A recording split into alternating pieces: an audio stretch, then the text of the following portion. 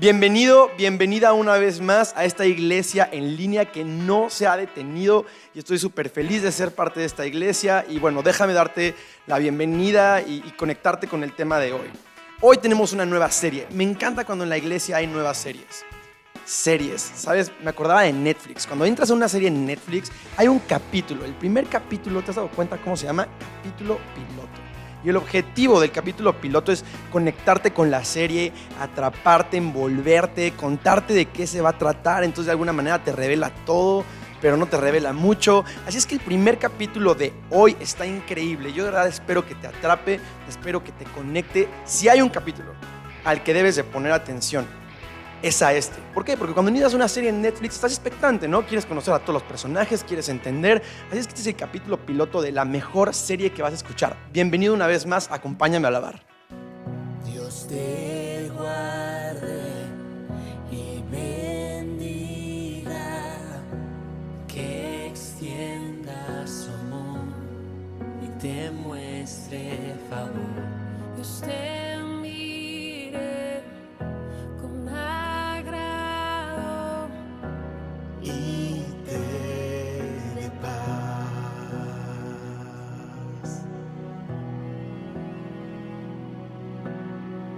Dios te guarde y bendiga, que extienda su amor y te muestre favor. Dios te mire con agrado y te dé paz.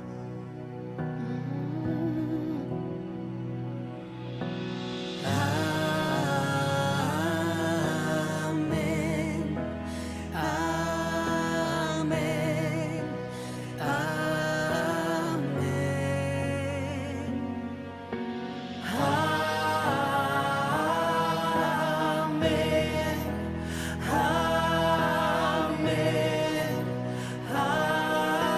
amén. Dios te guarde y bendiga, que extienda su amor y te muestre favor. Dios te mire con agrado y te dé paz.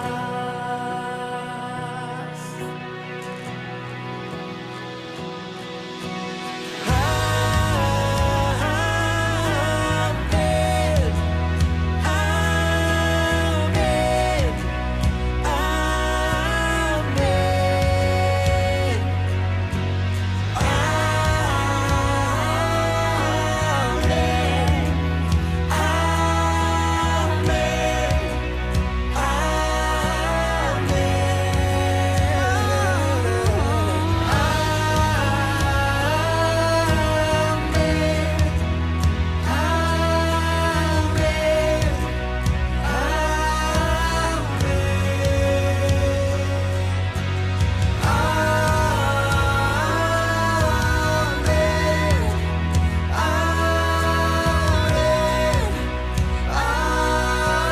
amén,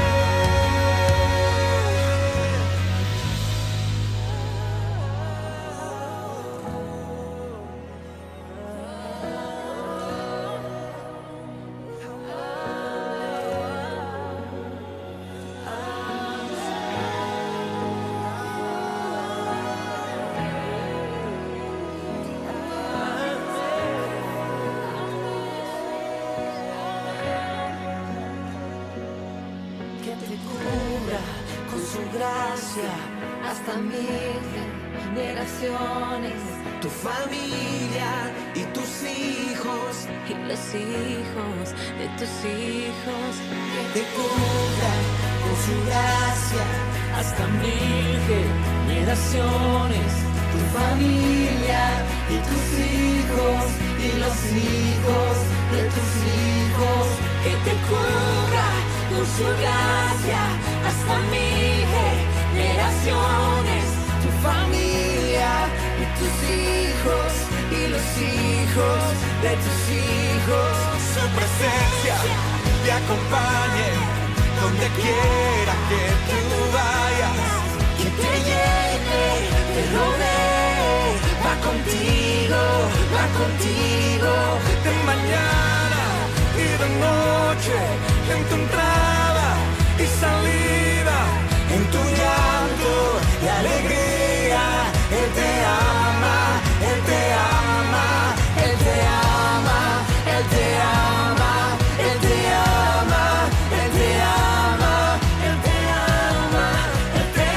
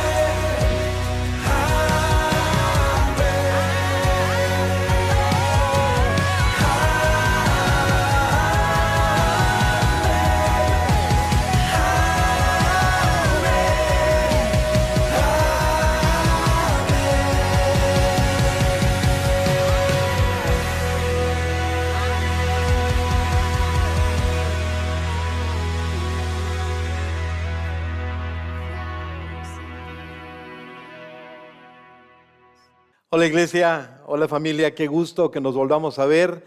La semana pasada tuvimos un súper mensaje que Dios nos regaló con Pepo y ese mensaje tiene mucho que ver con el mensaje del día de hoy. Estoy muy emocionado porque hoy iniciamos una nueva serie.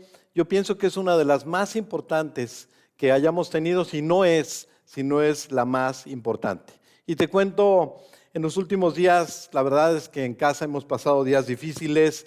Mi nieto se puso muy mal de salud, es un bebé de meses de nacido y fue necesario darle medicamento especial con mascarilla, etcétera, y no le gustaba. Él se ponía a llorar cada vez que veía la mascarilla, pero era súper necesario, no había de otro.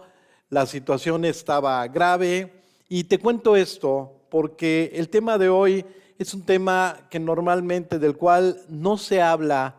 Normalmente no se trata. Este tema es un tema que muchas veces no nos gusta escuchar, pero es muy necesario. Hay muy pocos mensajes en internet con este título, pero esta medicina es muy necesaria de parte de Dios para ti y para mí. Incluso cuando iba a ponerle el título a esta serie, yo quería cambiar las palabras y de plano Dios me dijo, ponle como yo le llamo en la Biblia, ¿no? Y es que Dios nos advierte en su palabra que el diablo es el ser más astuto que hay. Y uno de sus más grandes logros es habernos hecho dudar del amor de Dios, habernos hecho dudar de la bondad, de que Dios es bueno. El diablo ha metido muchas veces en nuestra cabeza que Dios no nos ama, como Él dice, que Dios es egoísta, que Él es autoritario y que solamente quiere quitarnos libertad y que sus restricciones son para que tú y yo no disfrutemos la vida. Esa mentira ha hecho mucho daño en nuestras mentes y ha dañado mucho nuestra relación con Dios. Y sabes, a Dios le ha costado mucho trabajo quitarnos esta mentira de la cabeza y aún sigue trabajando en ello. Fíjate, desde la primera pareja que pisó este planeta, a todos nos ha atacado de la misma forma.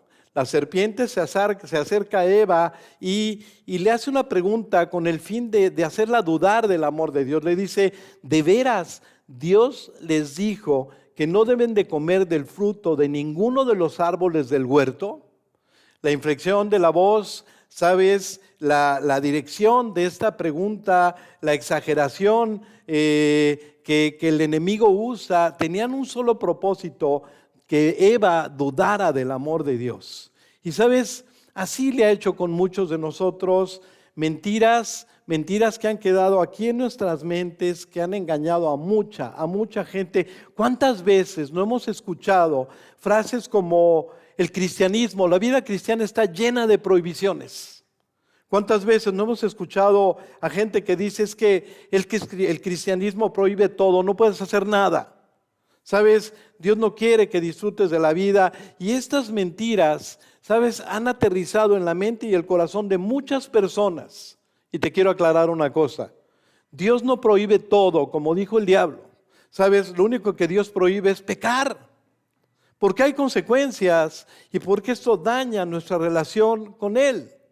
Hace que nos alejemos de Él y te aseguro, mira, como papá, yo odio cualquier cosa que lastime a mis hijas y no quiero que nada malo les pase porque las amo y Dios es muchísimo más amoroso que nosotros.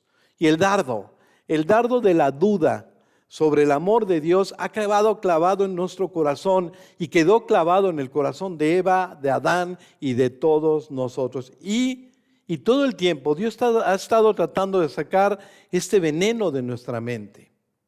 ¿Sabes? Tú y yo tenemos que entender que esto no es ningún juego. Y otra cosa que tú y yo tenemos que entender es que la vida cristiana se trata de una relación con Dios. Y algo que tú y yo debemos de saber es que el plan de Dios para tu vida y para mi vida consta de 3 etapas. La primera, que lo conozcamos a través de aceptar el pago que Él hizo en la cruz, la salvación que Él nos regala. Esa es la primera etapa en nuestra relación con Dios. Aquí inicia nuestra relación con Él. La segunda etapa consiste en cambiarnos, hacernos que nos parezcamos a Dios. Eso es lo que Dios quiere, que tú y yo nos parezcamos a Él una vez que lo conocemos, que entonces empecemos a parecernos a Él hasta, como dice el versículo de Gálatas, hasta que Cristo se forme por completo en nuestras vidas. Y este proceso que se llama santificación dura prácticamente toda la vida. En este proceso estamos tú y yo, y Dios promete que el que empezó la buena obra la va a terminar. Y la tercera etapa de nuestra relación con Él es vivir una eternidad a su lado. Ya sea que Él venga por nosotros, ya sea que nosotros vayamos por Él y vamos a vivir toda la eternidad con Dios. Ese es el plan de Dios para tu vida, el plan de Dios para nosotros, y en esto va a trabajar Dios. Y hoy iniciamos una nueva serie muy, muy importante. En esta serie está en juego tu felicidad y la felicidad de muchos. Y te aseguro que va a ser de mucha bendición para ti, para mí, para todos. Y para que entendamos de lo que vamos a hablar y de la importancia de este tema, déjame usar un pasaje del libro de Hechos. Está en el capítulo 5, Hechos 5, para que tú y yo entendamos de lo que Dios nos quiere hablar. Con este pasaje Dios nos va a enseñar por qué unas personas son bendecidas y otras no. ¿Por qué hay vidas que tienen poder y otras no? ¿Por qué hay iglesias que crecen y otras no? ¿Por qué hay iglesias que impactan a la gente, vidas que impactan a la gente y otras no? Así de importante es el tema que tú y yo vamos a ver. Y abrimos nuestra Biblia en el capítulo 5 del libro de Hechos y te narro un poquito acerca del contexto. En este tiempo la iglesia estaba empezando, crecía rápidamente y todo iba súper bien. Y Dios cuidaba de esto. La gente se amaba, la gente vivía en unidad. Es más, era tal la relación buena que tenían entre ellos que la gente que tenía daba lo que tenía para la gente necesitada, de tal manera que dice la palabra que no había incluso gente con necesidad dentro de la iglesia. En ese contexto, un matrimonio de creyentes vendió un terreno y ofrendaron el dinero de la venta de este terreno. El problema es que lo vendieron, te pongo una cifra, lo vendieron en 100 pesos. Pero ellos dijeron que habían vendido este terreno en 50 pesos. Y luego hicieron pensar a la gente que dieron todo el fruto de la venta de este terreno a la iglesia. Y la gente estaba muy agradecida con ellos.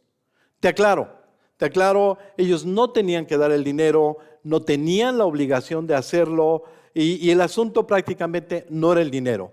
Ellos quisieron aparentar ante la iglesia algo que no eran, y a eso se le llama hipocresía, algo que Dios aborrece y que es muy dañino para la iglesia, y Dios tenía que detener esto. La iglesia estaba empezando. Entonces Dios le dijo a Pedro, por medio del Espíritu Santo: Pedro, estos chavos mintieron. Y Pedro enfrenta al esposo. El esposo se llamaba Ananías. Y Pedro le dice: Ananías, ¿por qué has permitido que Satanás llenara tu corazón? Le mentiste al Espíritu Santo y te quedaste con una parte de dinero. La decisión de vender o no la propiedad fue tuya. Y después de venderla, el dinero también era tuyo para regalarlo o no. ¿Cómo pudiste hacer algo? No mentiste a nosotros, sino a Dios. Y este punto es bien importante. ¿Sabes? Dios le reclama a este hombre, Ananías, por medio de Pedro: mentiste a Dios. ¿Sabes? No le mentiste a los hombres, le mentiste a Dios. Y lo que hace Dios es impresionante. Dice el versículo 5 que cuando Ananías oyó esto, cuando oyó estas palabras, cayó al suelo y murió. Dios le quitó la vida. ¿Oíste bien? Dios le quita la vida a este hombre. Y dice también el versículo que todos los que se enteraron de lo sucedido quedaron aterrados. 3 horas más tarde llega la esposa de este hombre, Safira, y ella no sabía que su esposo había muerto. Y Pedro enfrenta a esta mujer y le dice: ¿fue todo el dinero que tú y tu esposo recibieron por la venta del terreno? Y ella dijo: sí, ese fue el precio. Y entonces Pedro le dice: ¿cómo se te ocurre mentirle al Espíritu Santo? ¿Cómo tratas de aparentar algo que no eres? ¿Cómo mientes de esta manera? Y Pedro le dice: Dios mató a tu esposo y lo mismo va a hacer contigo, Safira. Tú vas a morir. Y en ese momento dice el versículo 9, al instante ella cayó al suelo y murió. La iglesia se enteró de esto y dice el versículo que tuvo gran temor. ¿Sabes? Porque con Dios no se juega.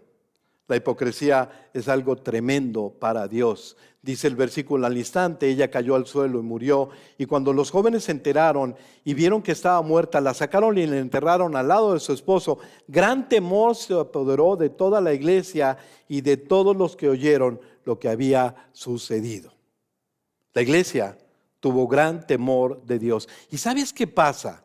Cuando una iglesia tiene temor de Dios, lo vemos en los siguientes versículos. Dice el versículo 12 que una iglesia que tiene gran temor de Dios, entonces los apóstoles empezaron a hacer señales y prodigios, empezó a haber milagros en la iglesia. Una iglesia que tiene temor de Dios, dice el versículo que vivían unidos, vivían unánimes. Una iglesia que tiene temor de Dios, dice en el versículo 13, que toda la gente, toda la comunidad tenía en alta estima a la gente de la iglesia. Hoy amigo, muchos nos critican y ni siquiera se dan cuenta que existimos. Una iglesia llena del temor de Dios, ¿sabes? Dice que en el versículo 14 que la gente aumentaba y aumentaba en número, la iglesia crecía, incluso venían de otras ciudades a que la gente fuera sanada, porque la iglesia estaba viviendo el poder de Dios a través del temor de Dios. Y estas son algunas de las cosas que Dios hace cuando una iglesia teme a Dios. Y esto, amigo, esto puede volver a pasar si la iglesia, si tú y yo nos llenamos del temor de Dios, porque sabes, Dios es el mismo ayer, hoy y siempre.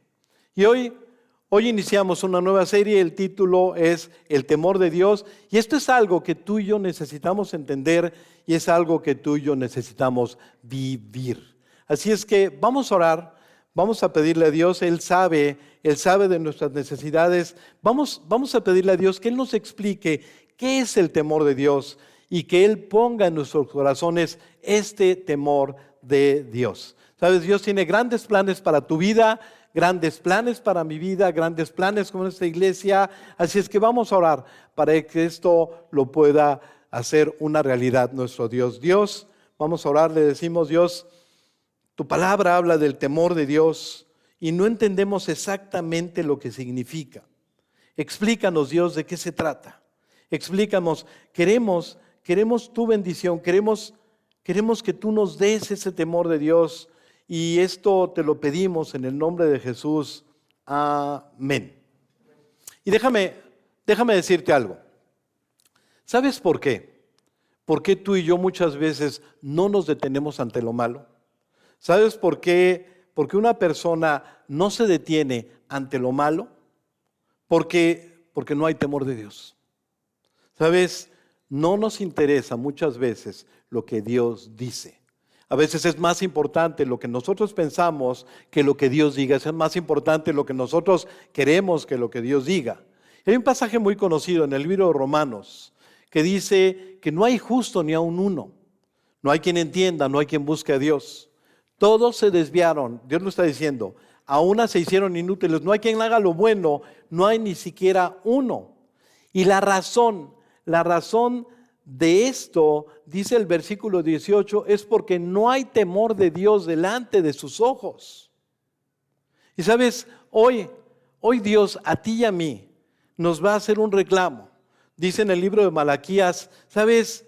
Si un hijo honra a su padre, si un sirviente respeta a su señor, ¿por qué ustedes no me respetan?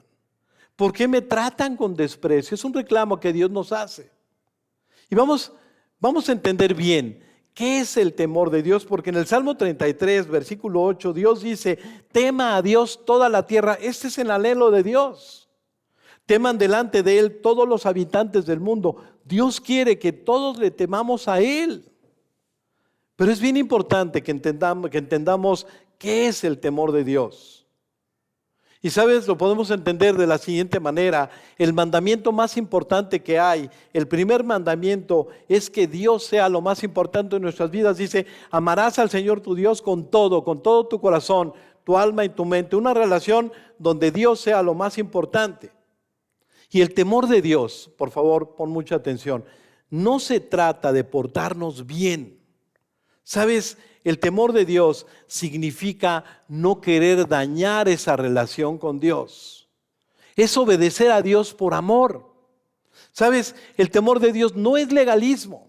No son una serie de reglas absurdas para vivir de una sola forma. No, ¿sabes qué? Eso no es. El temor de Dios, dice en el libro de Proverbios, que es la base de una vida sabia. El principio de la sabiduría es el temor de Dios. Si quieres vivir una vida bien vivida, tú y yo tenemos que poner como base el temor de Dios. Y dice también el Proverbios 8 que el temor de Dios es aborrecer el mal. Ojo, dice Dios, ¿sabes? Dios no está diciendo que el temor de Dios es no pecar. No, eso no es aborrecer el mal. Ese es el temor de Dios. ¿Sabes? Dios está hablando de una actitud dentro de mí donde yo no quiero tocar lo malo. ¿Sabes por qué? Porque no quiero ofender a Dios. Ese es el temor de Dios. ¿Sabes? Una actitud donde yo no quiero fallarle a Dios, donde yo no quiero dañar mi relación con Dios, donde yo lo obedezco porque lo amo. Ese es el temor de Dios. Mira, amigo, el pecado le abre la puerta al enemigo, pero el temor de Dios le cierra la puerta al enemigo. ¿Sabes? El temor de Dios es bueno. El temor de Dios es el terreno donde Dios bendice. El temor de Dios no es temerle miedo a Dios, es amar a Dios. El temor de Dios no es no querer tocar lo malo por las consecuencias. Sí hay consecuencias, pero básicamente el temor de Dios es no querer tocar lo malo porque ofendo a Dios. Y no quiero tocar lo malo porque entristezco a Dios y daño mi relación con Dios. Y yo no quiero separarme de Él porque ¿sabes qué? Yo necesito a ese Dios que me ama. Ese es el temor de Dios. No es tanto tenerle temor a las consecuencias. Sí, hay consecuencias por tocar lo malo, pero básicamente la base del temor de Dios es que yo no quiero dañar mi relación con Dios. Es tener miedo a fallarle a Dios porque soy su hijo. Y es tener miedo a ser una piedra de tropiezo y traer mal nombre a su nombre, porque Él es mi Padre y Él no merece esto. Esto es el temor de Dios. Tener miedo a no cumplir lo que Dios me encomendó, por ejemplo, en mi hogar, en mi familia, con mi esposa, con mis hijos, ¿sabes qué? Con la gente que me rodea. Temor de Dios es tener miedo que al final de cuentas Dios, cuando me encuentre con Él, me diga siervo malo y negligente. Eso yo no lo quiero, eso es tener temor de Dios. ¿Sabes? Tener temor de Dios es tener miedo a dejar de ser la luz del mundo, la sal de la tierra, a ser un cristiano insípido que no sirve para nada, como dice en Mateo 5, ustedes son la sal de la tierra, pero ¿para qué sirve la sal si ha perdido su sabor? No sirve para nada. La descartarán y la pisotearán como algo que no tiene valor. Y yo tengo miedo de esto. El temor de Dios nos lleva a anhelar ser gente útil en las manos de Dios para que la gente conozca a Dios y aplauda a Dios. Es cuidar mi relación con Dios. El diablo nos ha engañado, haciéndonos pensar que el temor de Dios es malo. Esa es una de sus mentiras favoritas. ¿Sabes? Dios anhela que tengamos temor de Él. El anhelo de Dios es que tengamos temor de Él y que lo obedezcamos. Dice, ¿quién diera, está hablando Dios, quién diera que tuviesen tal corazón que me temiesen? Es Dios. Y guardasen todos los días todos mis mandamientos para que a ellos y a sus hijos les fuese bien para siempre. Ese es el temor de Dios y el resultado de temerle a Dios. Y lo que Dios anhela en ti y en mí a través del temor de Dios. ¿Sabías que la única forma de tener intimidad con Dios es teniendo temor de Él? Dice el Salmo 25, la comunión íntima de Dios es con los que le temen. Y a ellos, dice Dios, les haré conocer mi pacto. A ellos los voy a bendecir. El temor de Dios es el terreno de la bendición. ¿Sabes? Es el terreno donde Dios bendice. Dios quiere que tengamos temor de Él. Dice, no seas sabio en tu propia opinión, teme a Dios y apártate del mal, porque será medicina a tu cuerpo y refrigerio para tus huesos. Amigo, hasta la salud viene por el temor de Dios, eso es lo que Dios quiere. Dice, la verdadera humildad y el temor del Señor conducen a riquezas, a honor y a una larga vida. ¿Cómo ves? Dios quiere esto para ti, para mí, y lo logra a través del temor de Dios. Escucha, mujeres, escuchen. Está padre que vayas al gym, está padre que te arregles mucho, pero lo que más debe preocuparte es temer a Dios. Dice en Proverbios 31, el encanto es engañoso y la belleza no perdura, pero la mujer que teme al Señor será sumamente alabada. Y dice el Salmo 128 que la felicidad está en el temor de Dios. Qué feliz es el que teme al Señor, todo el que sigue sus caminos. Y mira, amigo, yo no sé cómo andes en este terreno. Y mira, amigo, yo no sé cómo andes en este terreno del temor de Dios, pero Dios sí lo sabe. Lo que es claro es que aquí en su palabra Dios anhela que tú y yo tengamos temor de Él, que nuestra relación con Él sea lo más valioso que hay, que defendamos esa relación y que por nada permitamos que esta relación se afecte. Y sabes, para esto Dios nos quiere alentar, usando la vida del apóstol Pablo, un hombre que vivió en contra de Dios, en contra de Dios. Dice la Biblia que él perseguía a Dios. Y en el camino a Damasco, Dios tumba a Pablo, lo tumba del caballo, y Pablo se da cuenta que es Jesús. Y Dios le dice a Pablo, qué difícil es vivir en contra mía, ¿verdad? Qué difícil es hacer tu voluntad, Pablo. Y Pablo se da cuenta que es Jesús. Y Pablo se rinde ante Jesús y le hace una pregunta, que esa es la que Dios anhela que tú y yo le hagamos. ¿Qué quieres, Señor, que yo haga? ¿Sabes? Hoy Dios trajo este mensaje para que tú y yo hayamos vivido como hayamos vivido. estemos lejos del temor de Dios, no disfrutemos de esta bendición. Dios hoy nos tumba del caballo y nos dice, sabes que es difícil vivir como estás viviendo, y al darnos cuenta que es Dios el que pagó por nosotros en la cruz, el que nos ama, volteemos y le digamos como Pablo, ¿qué quieres que yo haga? Y las próximas semanas, por algunas semanas, vamos a seguir hablando del temor de Dios, porque Dios quiere llenarnos de esto, de cómo aplicar el temor de Dios a nuestras vidas. Pero la pregunta que Dios te hace, Él sí la sabe, sí sabe la respuesta. La pregunta es, ¿temes a Dios? Y termino con esto. ¿Sabes? El hombre más sabio que ha existido, Salomón, concluye uno de sus relatos y dice, el fin de todo discurso oído es este. Y ese es el fin de este mensaje. El fin de todo discurso oído es este. Teme a Dios y guarda sus mandamientos. Amigo, porque esto es todo del hombre. No hay nada más importante en tu vida y en mi vida que la decisión de temer a Dios. Yo sé y espero que vayas a tomar la mejor de las decisiones. Teme a Dios. Esto es bueno. Que Dios te bendiga. Que te cubra con su gracia hasta 1000 generaciones, tu familia y tus hijos y los hijos de tus hijos.